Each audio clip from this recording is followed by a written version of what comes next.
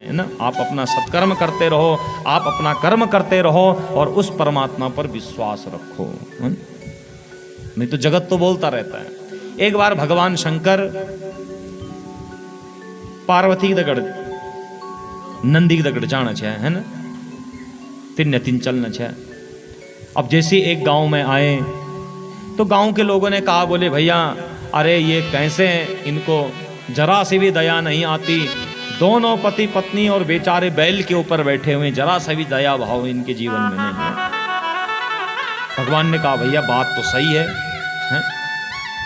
इतने में मैया ने कहा, बोले प्रभु आप एक काम करो कि आप नंदी पर बैठ जाओ और मैं एक जूड़ी पकड़ी कर ले जाओ, है ना, ले चलेंगे।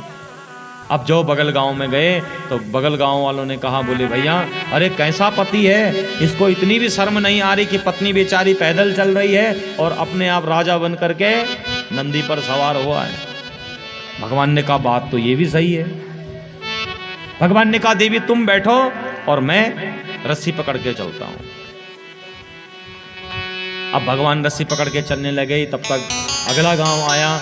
गांव वालों ने कहा, बोले कैसी मूर्ख पत्नी है, जरा सी भी अपने पति का सम्मान नहीं करती। अरे पति बेचारा रस्सी पकड़ के चल रहा है और अपने आप महारानी बन करके सवारी कर रही है।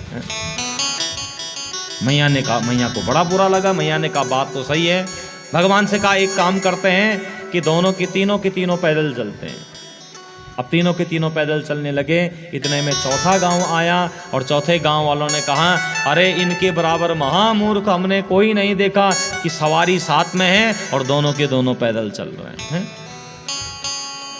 भगवान ने अपना माथा पटक लिया है। तो इस जगत का तो काम ही बोलने का है, जगत बोलता रहेगा, है? आपको जो अच्छा लगता है, जो आपका मन करता है, कभी बंधुओं